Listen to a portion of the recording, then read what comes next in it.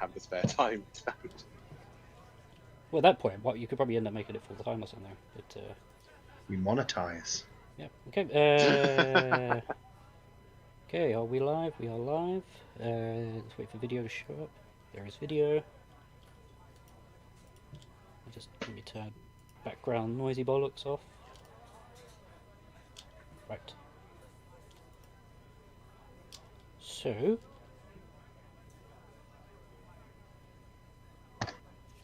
And welcome back, everybody, to the latest episode of Two Ashes You Say, the companion podcast to the Phoenix Games Club. I am Nick, your host, and joining me this evening, as always, is Chairman Kieran and Treasurer Andy. How are you doing, guys? Good. Good. I'm just waiting for the one episode where you get the two roles mixed up. It will. Yes, I keep rehashing it over my head to make sure I don't do that, but it probably will happen Or at some point. maybe in a year's time, Andy, we swap roles. Yeah, and then I'll I'd be a get it terrible right, chairman. but wrong. I'd go like mad with power, Aren't you already Oh, yes. mad with power?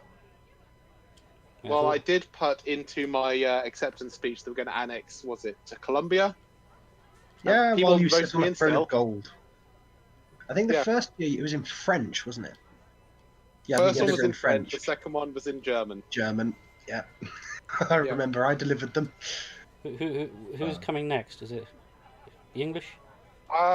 Maybe Spanish? I don't know. Well, obviously it's a bit weird considering that we are really going to have in-person AGMs for a bit, and often the reason why I gave Kieran, why I inflicted Kieran with my speech translated into German or French was because at the time that we were supposed to be given, I was outside of the country. I think it was normally you'd be with your family, wouldn't it? No, it was both times. It was because there was a tournament, and I was in like Belgium Ah, it or was something. at the Worlds, time. wasn't it? It was for Worlds. No, well, I've not. No, it wasn't Worlds. I've never been to Worlds. It was YCS's though. Ah, right, sorry. We're chatting Yu-Gi-Oh! In a D&D podcast. Yeah. Anyway. So, Richard just joined. Hello, Richard. So, yes, this episode we are going to continue development of Nexus, the setting that we had initially created for a D&D game. However, outside of... When the episode ended, we had another think about this, and we've come to the conclusion that this game probably would fit better into a game called 13th Age. Now, I don't know 13th Age that well, but my two co-hosts do. Andy, could you just give us a rundown on 13th Age? So it's. I'll be honest. It's not really that much dissimilar to D&D. So we're not. It's not a massive jump in logic. So the main thing about 13th Age is it's based upon D&D 4th edition. A lot of people are probably going to be like suddenly running in droves from it because 4th edition is universally hated by everyone. For right reasons. But it did a lot of things that were bad. But 13th Age kind of took some of the aspects of it that worked and then went a lot more rules light and flexible on it, whereas 4th Ed was very much, oh, you've done a combat roll. Well, you can't do that again, and we're not going to explain in any way, shape, or form why you can't do that again. Well, I've got my signed copy. Yeah, well, so do I. Like, snap. Actually, the camera's not going to pick it up well. Does yours say welcome to a proper game? No, I think mine just... what does mine actually say? It says, thanks for adding your stories, Andy. Oh, nice. Oh, In my bestiary that they signed, they spelled Lamassu wrong, and now it's a Llama Sue. Wow. This is as I'm buying the book, and he signed this in, and I'm going, and he went, oh, well, it's unique. But, is that a dragon? Rob Heinsu, who... yes. Yes, it was at Dragon Meet in London. Yeah, and that was Rob Heinsu, who was one of the developers of 13th Age and also did some work on 4th edition, big part of 4th edition, and also 3.5. Cool. So I guess going back to the topic at hand, so the key difference is, first of all, between D&D and this is, first of all, there's this concept called one unique thing. Every character has it. It has no mechanical purpose. It is entirely for story. And the entire point of it is to make sure that your character is someone special. So this can be something like, oh, I am the unknown bastard child of the king of this land. Or you can say, oh, well, my skin changes color when I get angry. A funny one I had at one point was on a rogue who was pretending to be a cop. There was like, I always have handcuffs on me.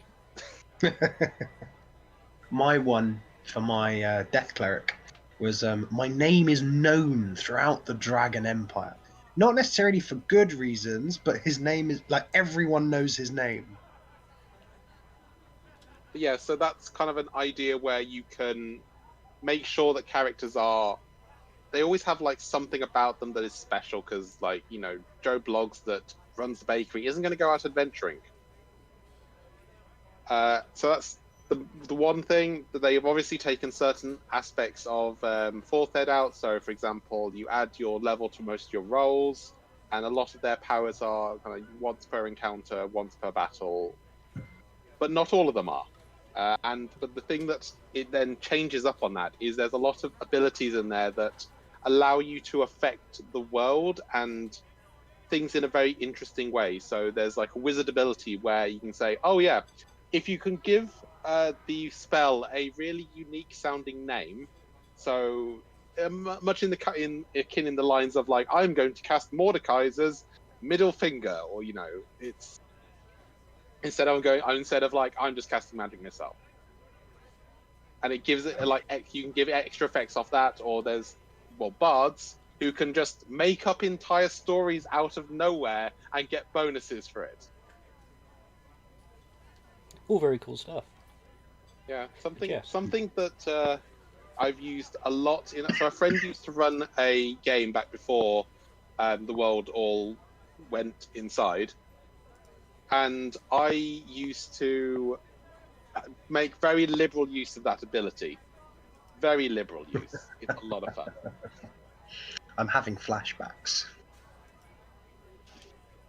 Oh, I can't remember, what was her name? It was V something, wasn't it? Vexel? Yeah, Vexel. Vexel. Yeah. So where did we get where did we finish off in last week's episode when we were coming up with stuff? There has been some stuff that was developed outside of the podcast by Andy and Kieran. A couple of days, was it on the Saturday? Last Friday. Yeah. But yeah, so let's go through those extra additions that you have made. Yeah, so this mostly came about because we kind of realized that this was going to be in 13th Age. One of the things 13th Age has is they have 13 icons, and people can run them various different ways. So, like, they're essentially gods, or they are just very influential people. I will be running them in the latter kind.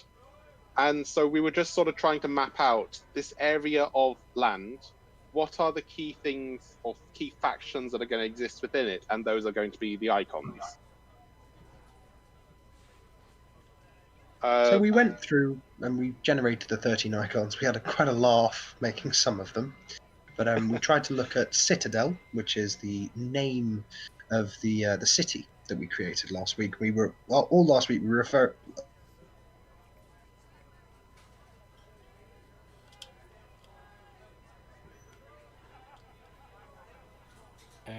Technical difficulties, I think.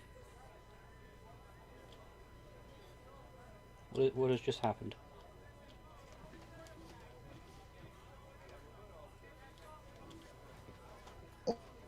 All the last steps.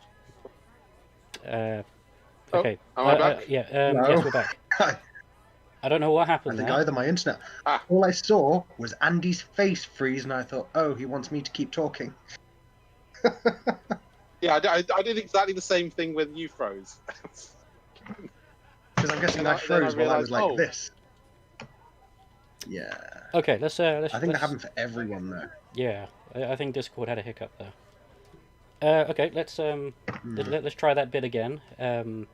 So you created a series of icons, and then you froze out. So yes, let's talk Was about that the me or icons. Andy? Yes. I think we froze while you were partway talking. All right. So we created a series of icons, had a great laugh while we were doing it, and this was last Friday. And these were designed to work with Citadel. So the 13 icons that we generated are as follows. First, being the Forge Master. They represent. Actually, Kieran, Mhm. might it be best if we like keep to in rather than almost falling into the list sort of thing, where we just keep it like open discussion about as we sort of just talk about each one as they go down. So yeah, let's start so obviously the these icons are based around what is very much a big thing in the area, which we obviously with the heavy industry that is Citadel. Obviously, there's going to be a faction based around that. So we have Forge Master, who is obviously going to be in charge of all of forging, manufacturing, taking all that lovely ore and turning it into something useful, which is the entire crux of of Citadel. Yeah, And that's following on from that, speaking of all of that lovely ore, there has to be someone that's going to go out and collect and mine that ore. And one of the things we discussed in the last episode was kind of the way that Citadel acquires this. With the Nexus swirling around with its gravity sort of power, it pulls in other boulders and large chunks of earth. And the city, of course, as someone mentioned and recommended, it has a massive harpoon gun, or the equivalent. And what it does is it will snag these passing almost asteroids, these orbiting bodies, and will just pull them in, and then they will be mined out, the resource extracted, and then they'll be set loose again. So the next icon that we thought of was the miner. Now they represent the various mining guilds inside the city, the miners themselves, and the ore, the lifeblood that they bring into the city that keeps the gears moving. And obviously, moving on. So again, because one of the big things about Citadel is its trading. So it has a whole bunch of all of these really nice raw materials into and industry and all this kind of metalwork, but that's kind of all they have. So they are very reliant on trading with other civilizations, which is why they have all the airships. And obviously, there's going to be someone that's going to be regulating this, and that's then the guildmaster. So they're in charge of merchants, trading. They've probably got heavy hands in all the stuff around like airships and trading, whether it's on the land or ground, and so on and so forth. And the next icon we worked on, we talked last episode about the idea that there are always going to be not necessarily the lower class, but it's going to be the working class, or those that just don't have a purpose.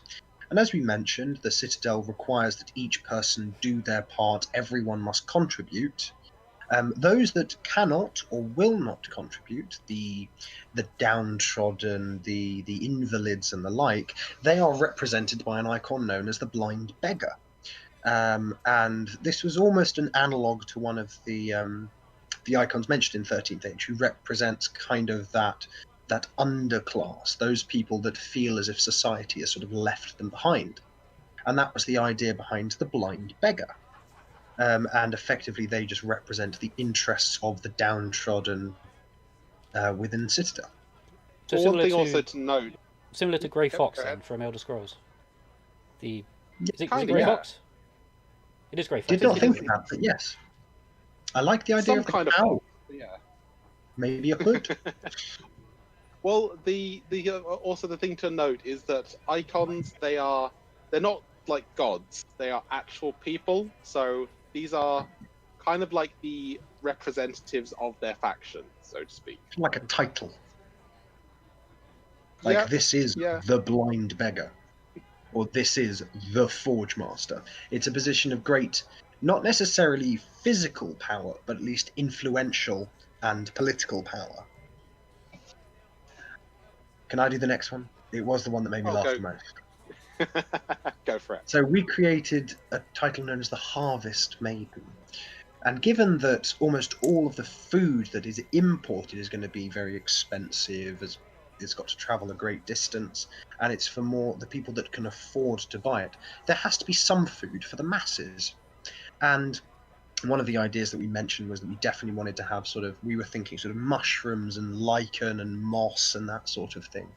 So we had one which represented that, as well as sort of the agriculture of Citadel.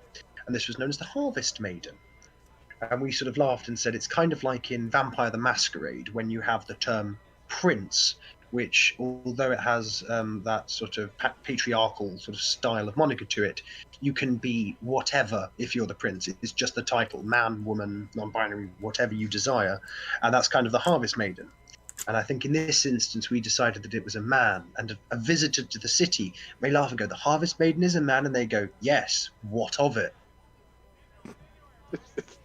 But it's something that's going to be very popular with the majority of the Citadel,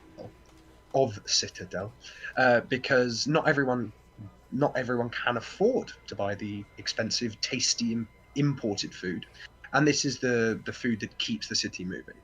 It needs to have its own. Basically, it's not the most delicious. It's not going to be the best food, but it is good food that keeps the city moving and keeps the people fed. It's certainly nutritious. But they will be the first to blame when they run out of food, naturally. Oh, probably. It's kind of like they would be, the Harvest Maiden would be in charge of the guilds that are assigned to basically cultivate. And if the crop does fail, the other guilds would kind of go, "Hey, why are my workers hungry?"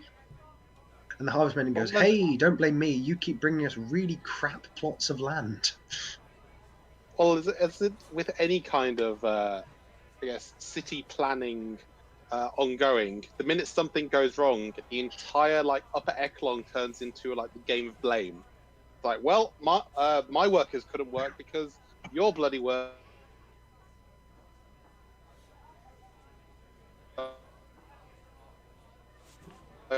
So clearly, it's your fault. Did we just cut out again? I think we had a blip, didn't we? Yeah. What is Discord up to tonight, man? Discord's being funny today. Well, why don't you start from the game of blame? Yeah, I think that's where it cut out for me. Yeah. So. So, as you know, with any kind of civilization, or the game of civilization, around the upper echelons, the minute something goes wrong, it turns into a blaming game. Oh, well, the crops failed, so that's your fault, Harvest Maidens. And they're saying, oh no, well, you see, your workers dropped a whole buttload of coal out of their pelt, which entirely salted our fields. So of course it's your fault. And then the various factions will kind of be like, no, it's not my fault, it's your fault. And this is generally what happens at these sort of civilizations. Which must bring up a lot of resentment, especially if you're sort of one of the workers and just keep getting blamed for things. A lot of resentment just towards life in Citadel. Well, yes, so that moves on to the next one quite handily, which is the broken chain. So the idea is that Citadel is made up of a lot of these rocks which are kind of chained together to keep them from essentially floating away.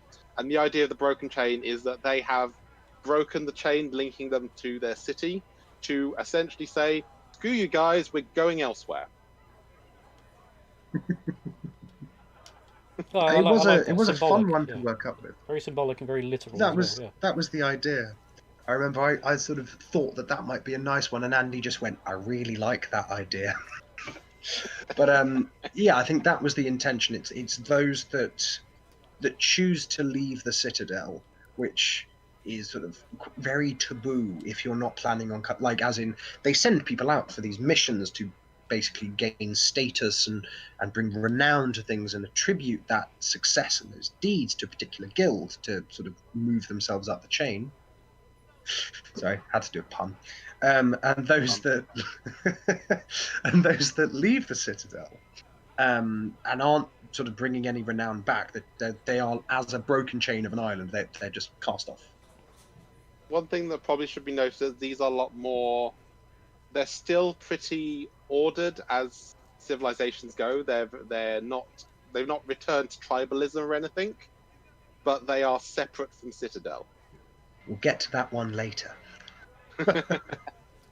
Well, the next one is the Lord of the Sky. Like record it tomorrow night or something after or before Pathfinder or something. But, Yeah. let's keep going. So yeah, we're up to we just finished Broken Chain and we began with Lord of the Sky. Lord of the Sky. Yep, Lord of the Sky. So, quite simply, every setting needs a monster cult, and it's probably ruled by a dragon. Do I need to say any more than that? No. No. A Chaos Dragon, maybe? Pretty. No, we're going to come to that one. This is essentially for monsters and a thing, right? Rather than worshipping monsters, it's a thing for monsters. Actual in the monster setting. cult. Right. Okay. Yeah. Which people may have links to, as in that would explain your icon relationship, which is a feature of 13th Age. Before you ask, Andy, that we will get on to. But I think that it would be something interesting, as in if you're dealing with these I just so happen to know that succubus. Or as Andy has known from when he's played succubi in my games, do I know this wizard? A lot of the time, they've been a very naughty boy. He was like, "Oh, didn't expect to see you again. Can you not tell anyone about what we did last time I summoned you?" Yeah, that's basically it. All of them are going, "Oh, hello." So next up is the States. Which is pretty self-explanatory. This is all of the states that make up Citadel.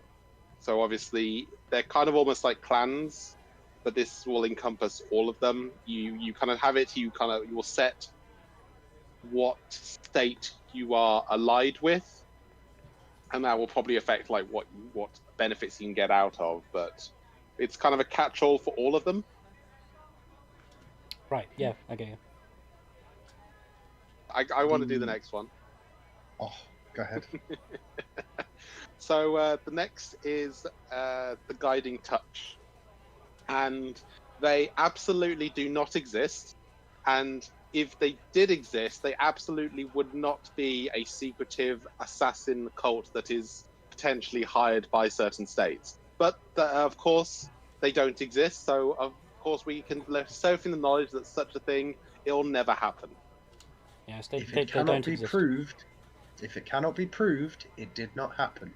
That is my favourite drow phrase. If it cannot be proved, it did not happen. Yes, it does not exist, and even if it did exist, it doesn't exist. Exactly. Like the Men in Black. You just ask anyone, they'll be like, "No, they don't exist. They don't exist." And then if you start digging too much, you might go missing permanently. There's a lot of belief that they don't exist. Yeah.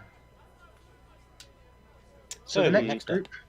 Yes, the next is there are gods in Citadel, and as we mentioned previously, gods are going to be heavily localized, as the worship that they're going to be getting from people don't travel, so they're kind of going to need to ensure that they've got sort of like a steady stream of followers. So we created the icon known as the Enlightened, who represents the wills and the desires of the gods that Citadel calls its own. Well, actually, because wasn't it more the Enlightened is kind of like the colloquial name for the gods, so to speak. It's the because we have the like plain touched, and the idea is the Enlightened is the name that people have for what the gods are. So, like for example, in Norse mythology, it's like the Aesir. That's the colloquial term for the gods. Whereas And this is like the Enlightened.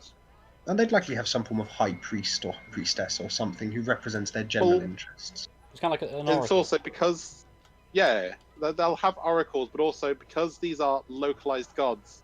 If you go into their sanctum and you manage to get past the high priest who is presumably guarding the altar, you could theoretically talk to the gods because they're not a omnipresent power; they are a local power. So the gods in Fair enough. question that we created were Well, Lyris. let's go back to the gods because let's finish the icons and then Oh, we'll I talk was about the getting gods excited. because we're almost through like all the icons. Almost. So the next icon is probably one of my favourites. So we mentioned previously that there is the broken chain, who represents those that have left the citadel, but they're still civilized. They were people of the city. They still have their own morals and manners. They've still got the learning that they gained from the citadel. They just don't want to live there anymore. The group that we were thinking are those that have never lived in the citadel, or at least have no desire to live in the citadel in the past, present, or future.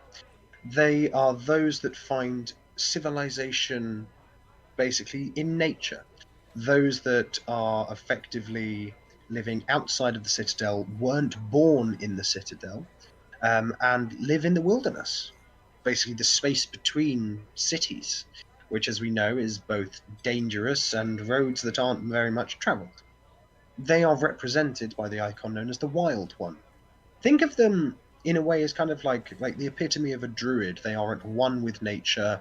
They live with nature, not against it. Is kind of the way that I sort of view them. But very fun group. I think that's probably what I'm going to have an icon relationship with in the game because they sound fun. Cool. But yeah, so that is basically those groups of people that live outside of the citadel and commune with nature. Or just don't really want to get involved in this civilization thing. Yeah, just They've so got what is their this? tribe. They're happy with that. What are these politics that you keep speaking of? Yes. Are they many ticks? I don't like ticks. We do not like ticks of the poly variety. No.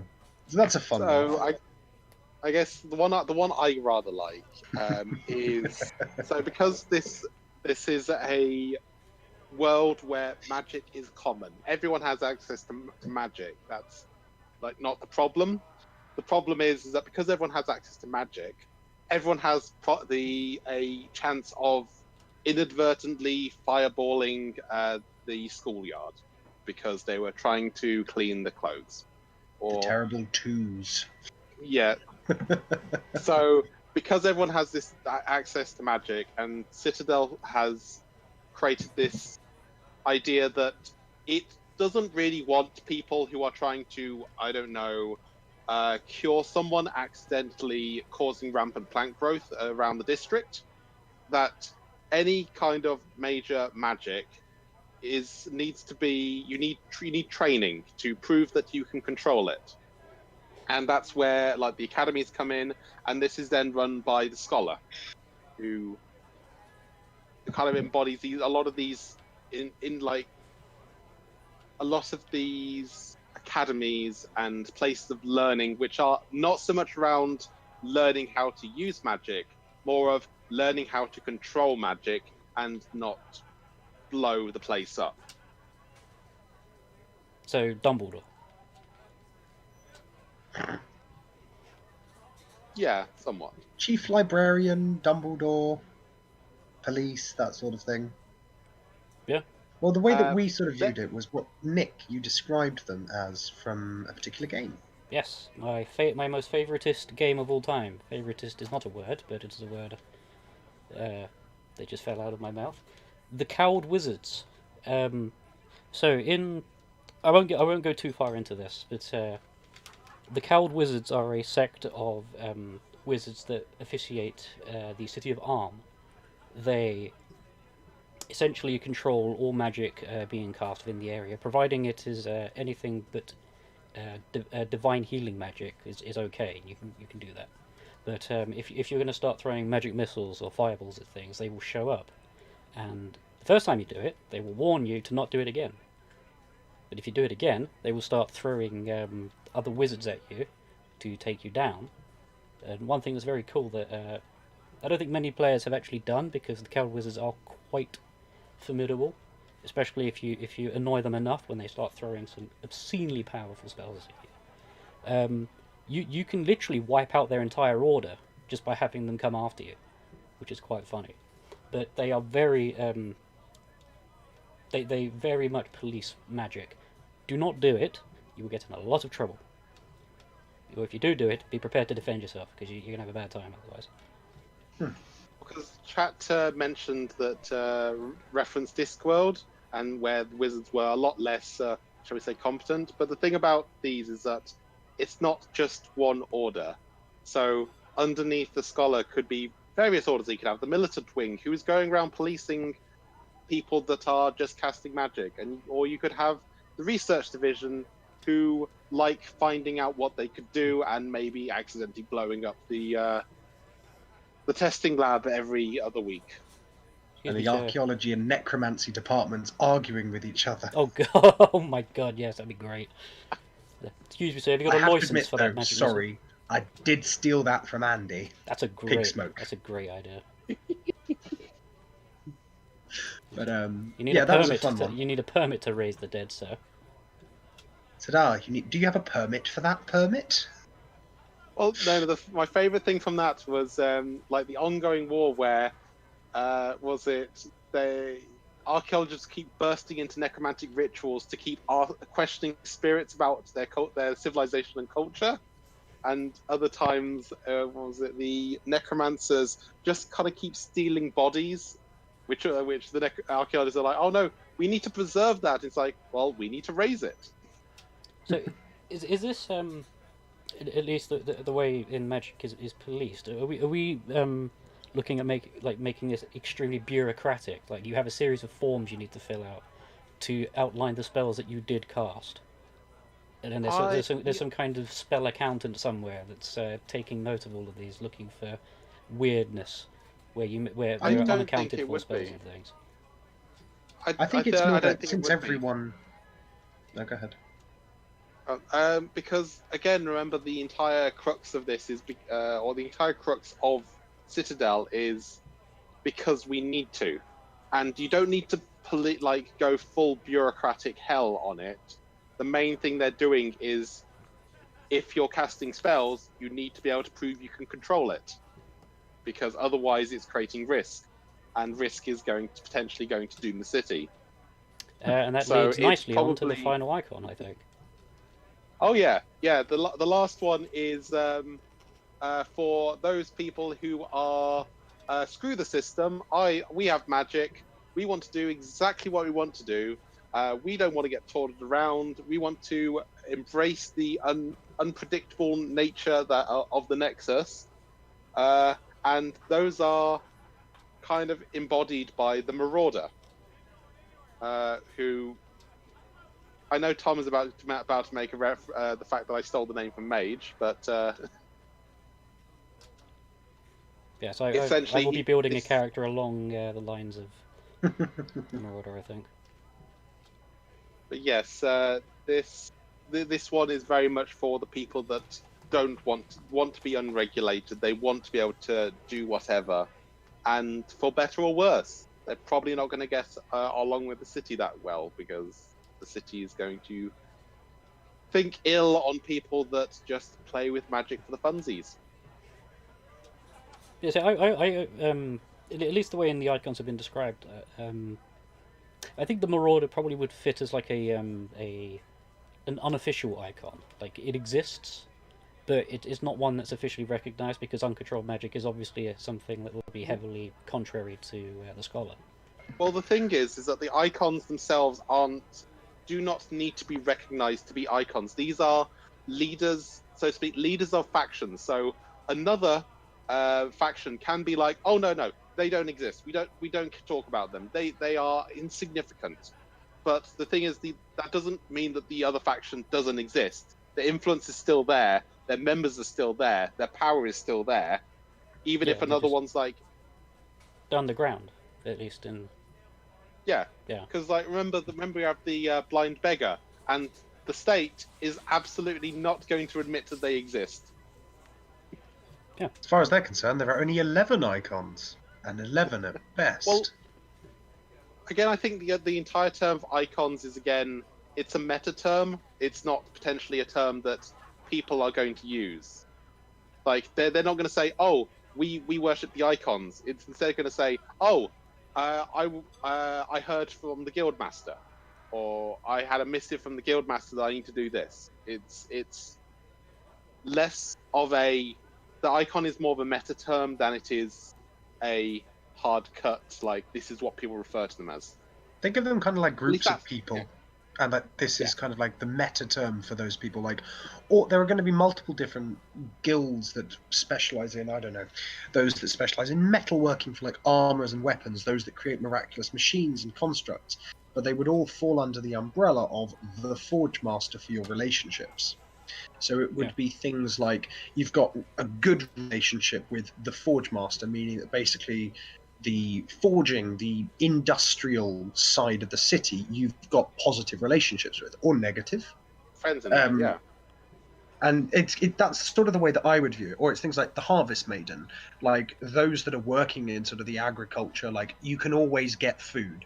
As in, like, you're never going to go hungry. If you've got a good relationship with them, you know the people to go to, you know where the harvests take place, that sort of thing. That's the way I would view it, at least. And the way I'm going to be running it is very much, you don't have the Guildmaster's private number. You aren't ever going to really talk to the Guildmaster. However, he is the iconic persona of that faction. Your relationship is with the faction, not with the leader. It might be that you meet the leader in passing, possibly, but that's not going to be something that's, oh, I need to go and speak with the blind beggar. No. You go speak to some beggars, and they might be able to get information for you.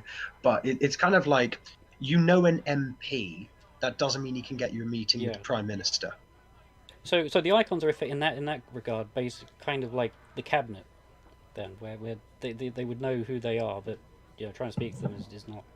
So, apart from the ones that they don't recognise, like the Marauder. Yeah. Yeah, no, that's cool. I like the icon. No, I think it's a very good point. And If we put a pause. 5, 4, 3, 2, 1. So, the next point that we're going to move on to, which I jumped onto a little bit early when we got to the Enlightened, were the gods. So, as we've mentioned before, the gods are very much local entities. They are present, but you're never going to meet them. As in, if you are able to break through the temple, get through the high priest to the inner sanctum, you'll see them. But by that point, something had to have really gone wrong for you to be able to get there. But within reason. Within reason. So each of these gods kind of epitomizes the local sort of area that they're in. So given that Citadel is here, the gods that we have each represent some of the facets that are central to Citadel, and those that are almost on the periphery. So the facets not even Citadel, the land as well. Well, the land around this Nexus, where you have that's a fair point, because we have mentioned the Wild One and the Broken Chain, who are in the region, not necessarily Citadel. So they rule over this region around this Nexus, where it is more civilized than other areas.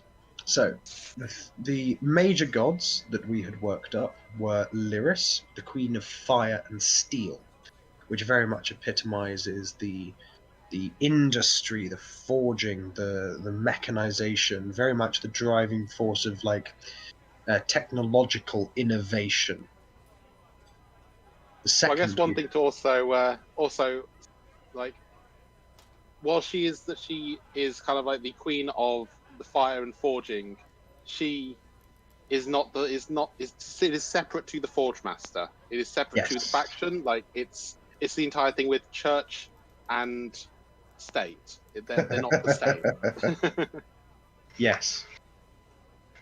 But it is likely that many among the Forge Master, that sort of umbrella organization, would revere her more, as that's kind of their shtick. So one of the others that we looked at was one of the other central facets of Citadel, is just the huge reliance upon export and import. So that trade, that commerce, your welcome to, like, come, sell your goods in our city, pay a tax of a small amount, but yes, wonderful.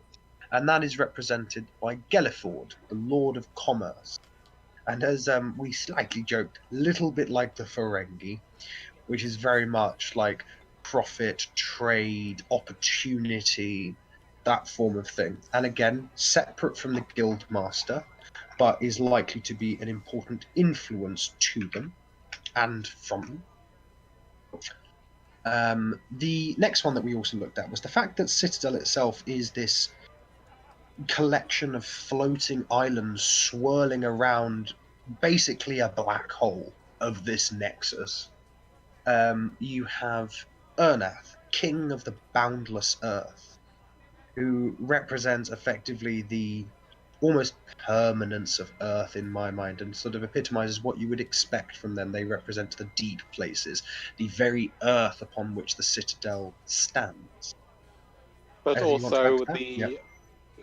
the kind of like the mountains, because there are some the place gets more mountains, it gets towards the center.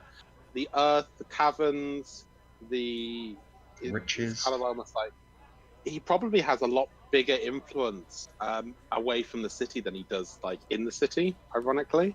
So those that are under the umbrella of the Wild One would likely, most certainly, know of Ernath, as they live upon his skin, that sort of thing. As in, he's probably going to be the one that they would revere more, and that might be a commonality between them and Citadel, because they live upon. Because the Citadel lives upon basically his discarded pieces of flesh, and they live upon his true body. Yeah, no, I like that. It's like the two dragons in Eberron. Like the world is built on their bodies. Yeah, yeah. Like you stat like the wild one, the one that the ones that follow them. They live upon they live upon the body of Erna. not He is just the these lord floating of the weird skin king of flames. the boundless earth. And yeah, they live on the skin tags. Yeah. Like the Citadel is Ernath's skin tags. I like that. Well, that could be one of their cultural beliefs. They believe that the rocks that float towards the Nexus are basically the excised portions of Ernath, the cancerous growths that he no longer wished upon his form. Yes, the part he has and you casted choose off. to. Yeah, exactly. It's like the pieces he cut from himself because he no longer desired them. So these are like the three major deities or enlightened. The one thing that I wanted to put in that I thought was really interesting is that for a start, you're not really going to be talking to them. However, people don't really know what's up with the Nexus. However, one thing that is known is that no god, like none of them at all, will ever claim the Nexus as being part of their portfolio. Like they will outright refuse. They will go as far as to correct their followers that no, it is not them. But at the same time, they will never say whose purview it is, and Yeah. which kind of adds to almost like the mystique of the Nexus. It's kind of like when there was that joke, wasn't there, of Adam and Eve speak with God and go, "Ah, yes, I've created you out of nothingness. I am the Lord God, etc." And they go, "Who's that?" Points to Cher and goes, "Oh, she was here when I got here." Like it's probably going to be like a similar thing. Like all of the gods are kind of going to go, like people will ask, because of course, like curious clerics and wizards go, "Oh, mighty Lord, who made the Nexuses? Was it you?" And they just go, "They were here when I got here." Like, I'm actually thinking more of a case of like they will flat out refuse to answer anything. So it neither denies that they know what's about it, but neither does it prove they know what's about it. So they're like, "Oh, who can we give praise to the next?" And they say like, "No comment." And they're like, Yeah. "Well then, shall we praise you for the next?" And they're like, "No, stop." No, stop. Do not try and give this to me. So one of the things we did say was that no god dares to claim magic, as in like the control, like the power of the Nexus, in their domains, their purview. None of them will. They'll Because make Like, use they of will it. if they outright do it, refuse. it's their fault. They will do magic. They will make use of magic, but they will never claim that they are gods of magic.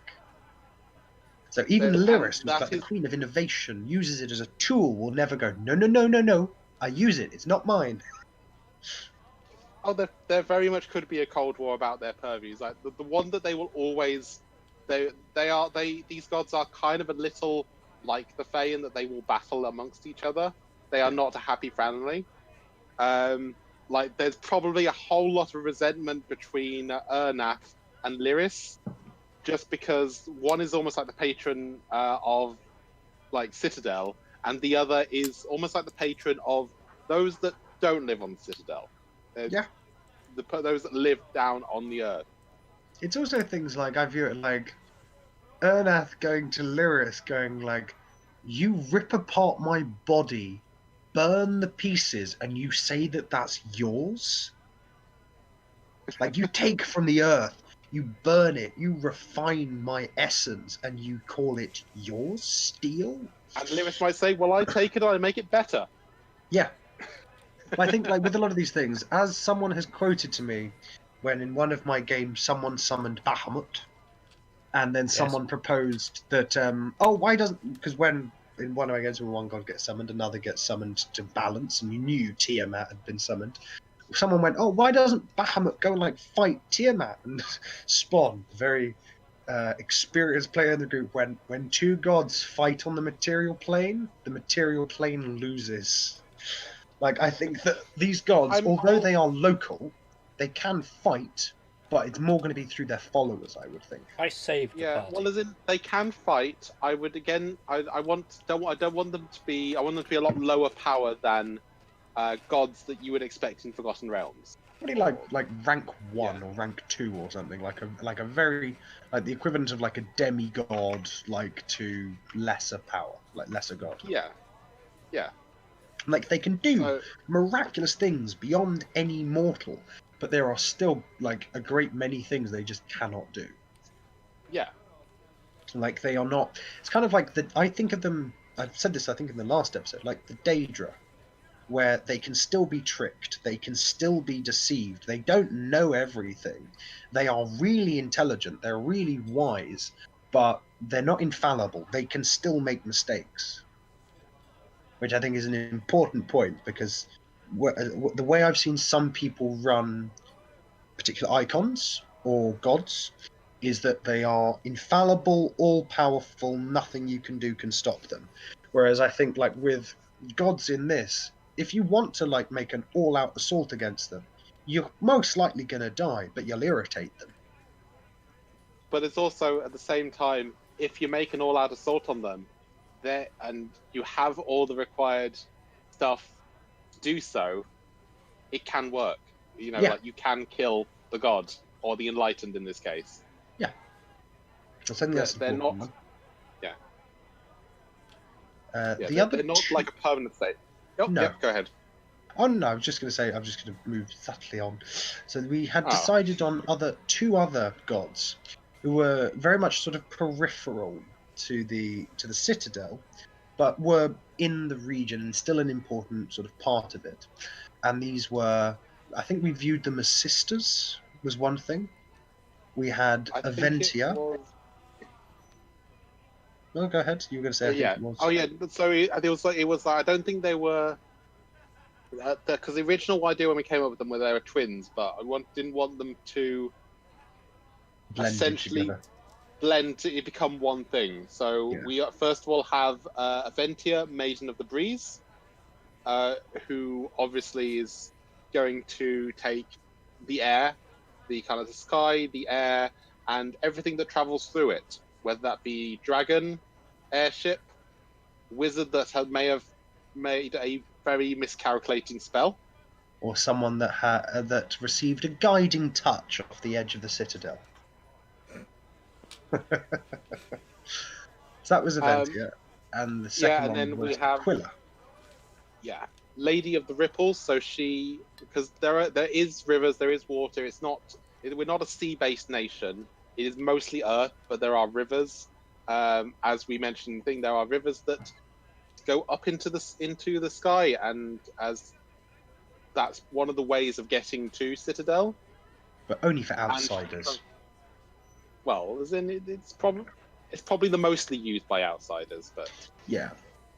One of the things we mentioned in the last episode was if you are arriving by land, that's the only way to get onto the Citadel is by taking a boat up the river. And when you show up that way, you get shunted onto basically like a storage island until they approve you to get in. Yes. Because if you're coming in on an airship, it's going, you're coming back on one of our ships. That means that whoever's bringing you, they think that you should come here. If you're coming in by land, it's kind of going to be, why are you here? What do you want? What do you offer? Yeah, Like that would be the kind of attitude. A couple of days. Well, if they're frequent visitors, I think they're like a might have points-based system, like Australia's immigration. Yeah, it's like, oh, are you bringing this amount of money in? Yes. Tick. Have you got goods to trade? Yes. Are you on the run? Oh, you are. Nope, that's a negative. And like, I think of it, it would kind of be sort of very bureaucratic in kind of like the criterion that they would use to kind of let you in would be literally like point-based tick box. We just created Australia, didn't we? Well, I mean, I guess we would need to like for traders and things. I think that eventually they would be able to get some kind of fast track access. So, look, I have this card that says I can come in. What's the term for it? Not testimonials. VIP pass. Oh, something like that. It's like letters of recommendation, that sort of thing. Yeah. Like that sort of thing, like documentation, sort of going, oh, like I've been here before. I'm certain. Like I'm thinking this place is like literally licenses, certificates, like letters of basically like good intention. So it could be something like if a guild requests someone come to the city, you're going to be coming on an airship. If you're coming in and you're traveling something that, for example, aren't travel through the air and you want to take it on land, you can kind of go, all right, here is my like certificate of authentication. Like I am this person. I'm here for this reason. So I think that. So we did mention that sort of why Aquila is important and water is essential. Yes. So. There's also they've probably got a sort of rivalry because one controls the sea trade, the other obviously Gellerford is the Lord of Commerce, so has the trade. Yeah. They kind of claim the routes somewhat. So one of them has the air routes, one of them has the sea routes. Yeah, like because I'm thinking if you're transporting large quantities of materials, it's either going to be coming on one of the airships, or if, for example, an airship doesn't come to you, you send a boat. And that would be like, because that's an easy way of transporting large quantities of materials with little to no effort. But no, so those are the gods that we had sort of worked out for Citadel and the surrounding region. Okay. So, I wanted to move on to something that I've been thinking about in terms of something more like an overarching issue with the setting that I wanted to look at a bit closer, which was because magic is kind of permeating the world in a much more literal way, where everything is in some way in some way has got like a magical aura associated with it. I was looking at at least with character gen, or people when people are born, depending on the local weather, that it may affect them in some way that will change their physical appearance in a particular way. Or if for instance, if you're born closer to the Nexus, you are more likely to be Nexus touched. Yes, and therefore wild magic will be more of a thing for you.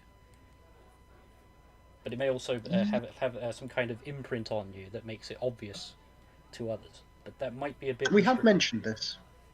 We mentioned that would be what we would sort of view as the Ganassi. as in there would be almost something like a Nexus specific. So kind of like the Nexus that you were born near would have an intrinsic effect on sort of uh, some of the traits you might inherit. So around this Nexus, for example, we know it's going to be gravity. So I'm viewing it as kind of like an Earth Ganassi, where it's like very grounded, like very sort of heavy and sort of powerfully built, that sort of thing. It's also we'd said like there's probably in terms of like color schemes that may come from these sort of mutations or whatnot. Purple. Purple, Yeah, yeah, like purple. change their eyes or something. Yeah. Yeah. So, I think that was kind of, I think it's also, I like the idea of kind of as things are swirling around, being pulled into the Nexus, like I have a beautiful image of like purple lightning and that sort of thing. Yeah, I had liked the idea of having things like weather play an important role within the game. So rather than just saying, roll a d20 and it might be a bit windy.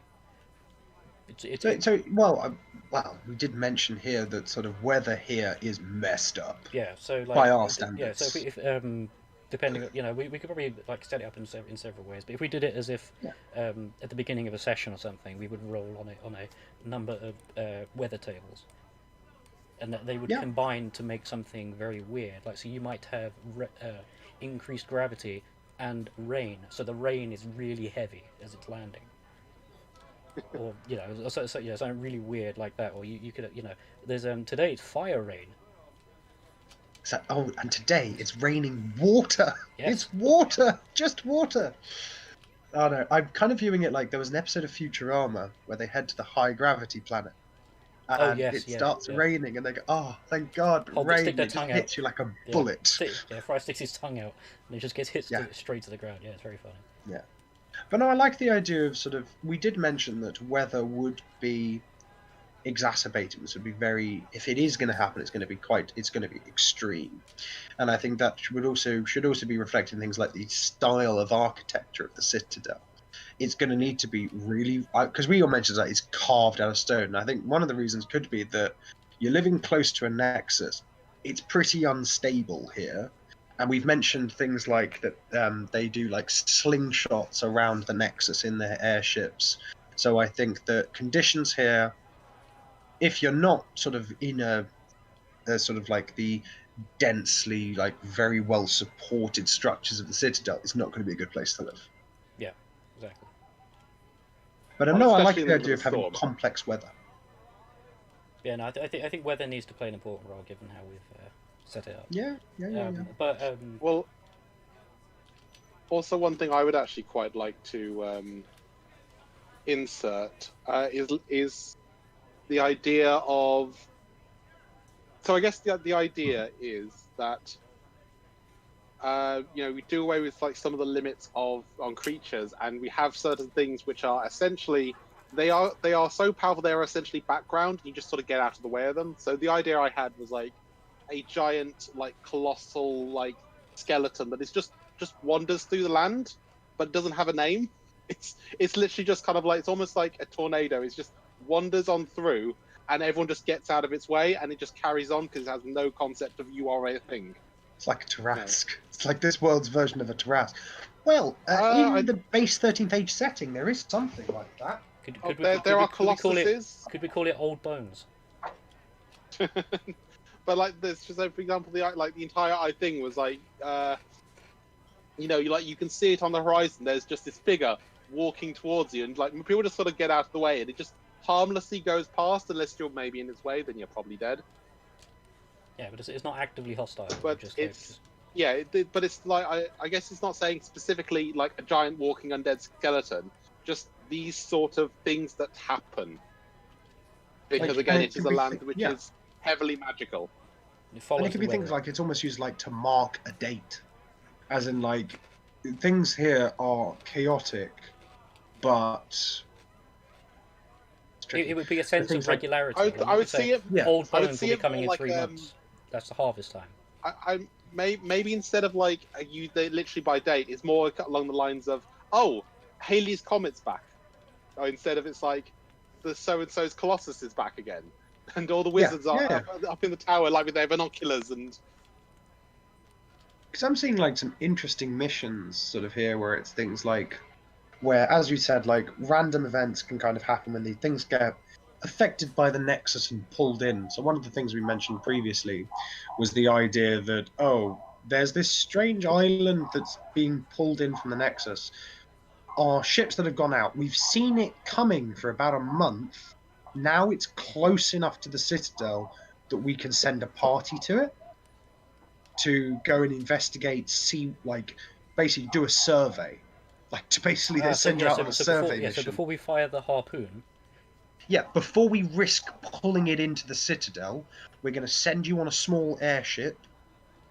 yeah. And I've like, because I think it'd be like, it So- also is like a nice way to sort of just like, if you've got a new player in this setting, like you send them out on one of these little ships, send it hurtling around the Nexus. All right, we're playing But, Stargate now. Great.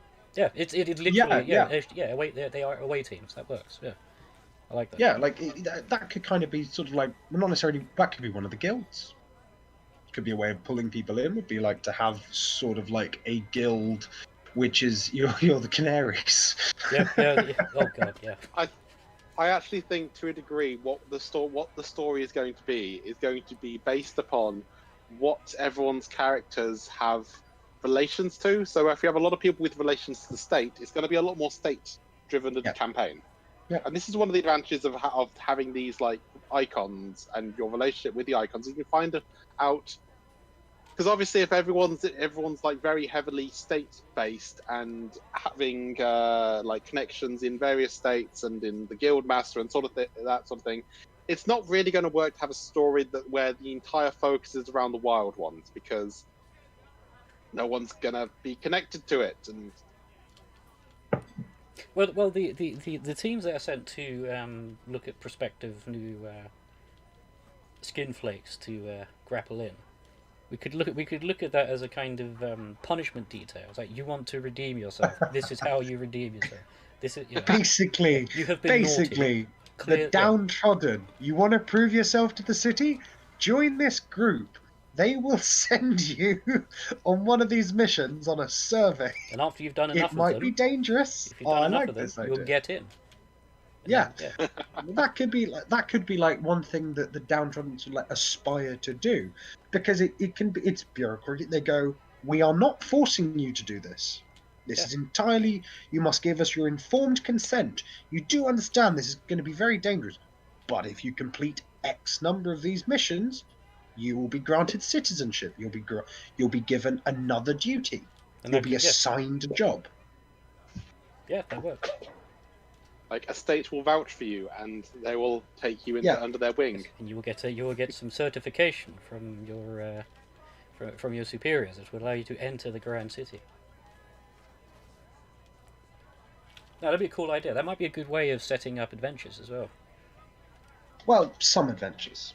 I think that after, if that's all you're doing every time, it could get boring. But it would be nice, because it's also a way of having.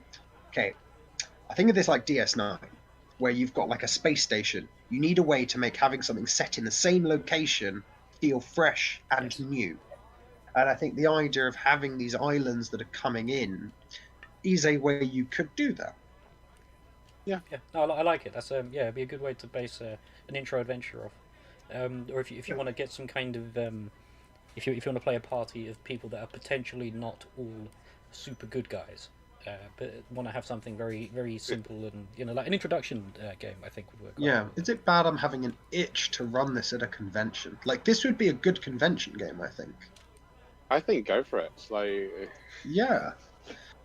Like, I think this setting could work quite, like, because I think, like, that style of mission could work quite well at a convention, where it's literally, because that is a set location, you've pulled in this island, you've got to go and investigate. Yeah. Anyway. and you could just have like essentially like a primer of these are the things to know about the setting. Like, one page. You want to know more? Ask me. Yes.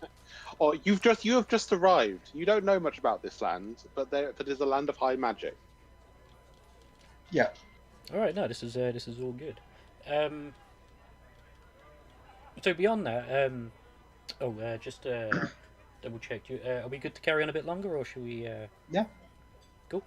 Okay. Well, so- actually, and then potentially what I guess a question for each. So we sort of have an idea that Nick wants to play someone with like chaotic magic, which works out quite nicely because there is a chaos mage class.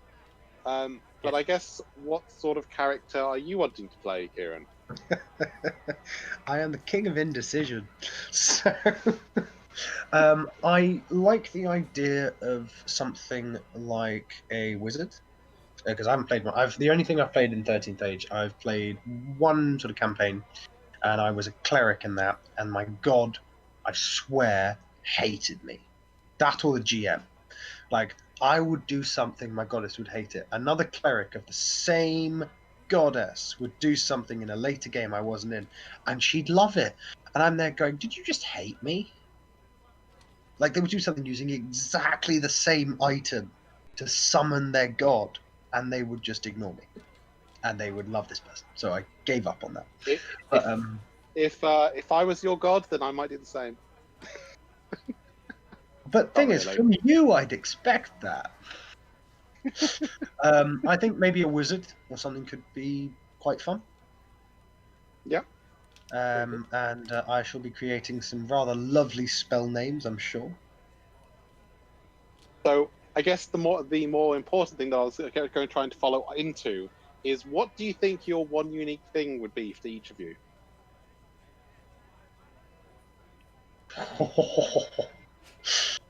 um,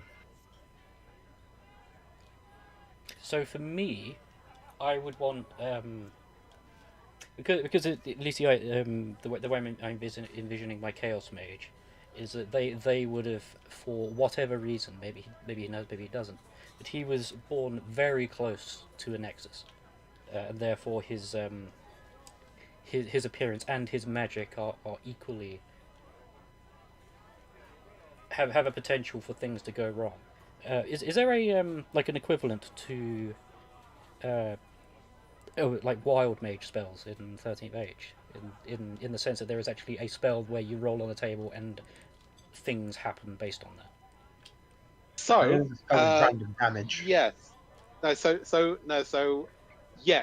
yes indeed. So the thing about Chaos Mage is, if I remember correctly, by default, whenever you roll, I think it's like a 1 or a 20, you roll on the high weirdness table, which is a table of weird things that happens.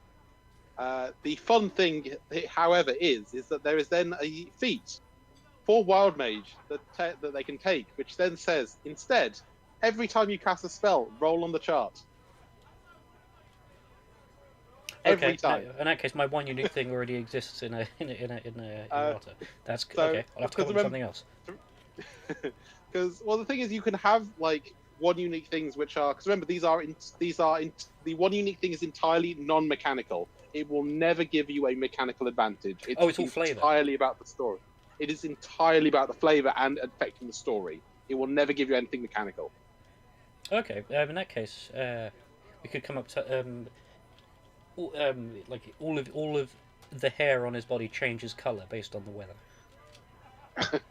Yeah, that works. Yeah, and the reason and it might be a reason that the Citadel keeps a few Chaos Mages around is because they're really good at being weathermen. No. So the thing is that the one unique thing is unique to you.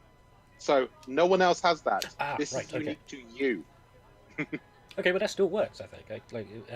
Yeah, that's cool. Something like that would work for me. By the way, we do have actually two others that have signalled interest in playing. One is listening right now, by Richard. The other one is a friend and long-time member of the club called Steph, who's played 13th Age quite a bit. Good friend of mine. Went to uni together. I would imagine she will play a paladin of some description. Yes, she'll play a paladin. She does love her paladin. She plays them well. She does like her paladins, but she does also play other things occasionally. Occasionally. She's a monk in Rick's 5e game, I think. But yeah, well, she's a what is she in my Baldur's Gate game? She's a Eldritch Knight, isn't she? I think. Yes. So she does play other stuff, but I think it was more that she was very comfortable playing a paladin. Yes, and she took her 13th Age paladin to quite a high level, I think. So that would make sense. level 9. I guess that one thing to understand is that 13th age, whereas D&D tends to go from like 1 to 20, 13th age goes from 1 to 10. So Yeah. if you're level 5 in D&D, you'd be like, oh, you're fighting bugbears. Woo! In 13th age, you are Fighting a dragon. fighting like, well, yeah, you can fight. Yeah, we fought dragons at 5th level. It Yeah. was a thing. I've never actually played 13th Age with XP being a factor. It's just been like, oh, you level up at the end of the game.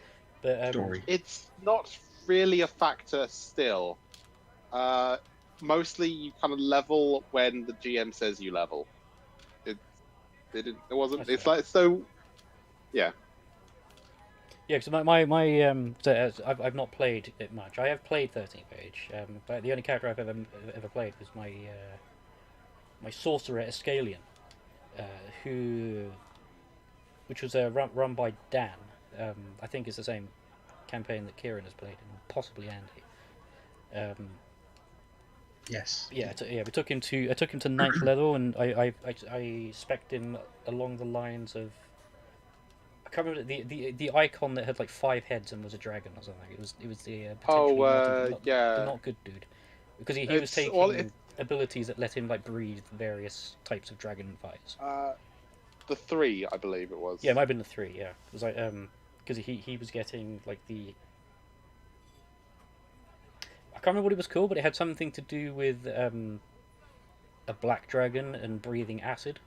But it's been a long time since I even looked at that character sheet, so I really can't remember anymore. But yeah, that was the only character Level I 9, things tend to get level 9 and 10. Things tend to get a little crazy in. But as is the case in any kind of game, as soon as you get to the high levels, things get a little crazy. Yeah, I mean most of my spells were like I was throwing like 9, 10D insert number here, and it was getting quite crazy. One thing I will say. I, Go ahead. no, go ahead. Yours. I was going to say one thing I will say about 13th Age that is quite different from D&D as well, is that a number of the abilities and effects that you have, some of them don't trigger when you choose them to. Some of them trigger when you roll a particular number on a dice. So it could be when you roll an odd or an even, or when you roll like a 6 or like a 1 on a d6, then a particular effect can happen, which I really like because it mixes things up. It means that you're not just trying to hit a 15. You might not want a 15. You might want a 14, because that means that this ability then triggers, which I found keeps combat interesting, because it's not just a matter of I need to get X number to hit this thing. It could be I want to get above this number and make it odd or even. And then this ability will trigger, which means this a bit, and things can kind of change from there, which is very fun. It's one of the things I do like about 13th Age. Oh, so actually, one thing as well that happens in 13th Age is at the start of each session, everyone rolls their icon relationships. So obviously, you're going to have relationships with various factions, and you roll this to see whether it will A, be relevant in the session, or B, you can call on it to help you, either to push the story along or to give yourself a benefit while pushing the story along. I'll explain more of this when we actually come to doing it. Ah, here it is. Yeah, it was Breath of the Black was the thing I was referencing. And I had also just spec'd into getting, because it was a draconic bloodline that I took, and I ended up getting Breath of the Void, but I never got to use it. But that was a ninth level ability that looked quite meaty. I think I know what my one unique thing is going to be. Ooh, tell me. The Nexus talks to me sometimes. It sometimes tells me true things. Does it tell you to burn things? Absolutely. Like, I think that'd be a fun one. Like, the Nexus talks to me. Sometimes it tells me true things. Because it will have no mechanical effect, but it would be hilarious. Yeah, you could officiate that with the DM sending you PMs. Yeah, yeah. It's all about the story. Just don't tell any of the enlightened; they might respond negatively. Oh god, yeah. Well, no, it's kind of, it just go literally. I'm just imagining it just going crush it, and I was going crush what? That'd be quite good, No, actually. it's I like, and like then I that just one. sort of, you just see me with like a nut cracker, just cracking a nut, going there. I did it. I crushed it. Get on I crushed stage. it. I Yeah, crushed it. but I think that's a fun one. I think I might use that. Yeah, no, I like that. I see we have got some messages in chat. I don't want to open them because it will mess up my camera arrangements. It's on So, the videos, so someone could. So someone was asking, speculating idly how, basically about Cold War between gods over the purview, as in of magic. This I'm guessing was speculation as to whether the gods are simply in a Cold War, as to if one of them tries to claim magic, the rest are just going to pile on and try and kill them for it. And the other one was a recommendation that a cultist. Like because again, like I prefer it when they de facto are refusing to, and people have many speculations about why, but no one knows why. Is there an overgod? Is there a bigger thing? Are they just wanting to stay away from it? Are they just scared of it? No one knows. And there's probably a thing of much scholarly debate. Thing is, sometimes when you read about these settings, where it kind of like has like those lines where you're going, this is like this thing in the world, no one knows how it works. I always imagine the writers, they definitely know what it is, and then there's us here going, no one knows. Like, it's just a fact, no one knows. No, I like the vagary in it. Like we can pull in a lot Need of a mystery. Yeah, we can pull in a lot of interesting characters that might have the idea, and then try and establish religions around those ideas. But well, I think it's like, especially in like under the umbrella term of the scholar, I'm imagining like tomes upon tomes of like philosophical debate and like sociological debate, arcane debate over what the Nexus is, what does it mean. No one has a real answer, because at this point it's like theoretical physics. It's all great in theory, we can't prove it. Yes. Unless you want to go flying into the Nexus.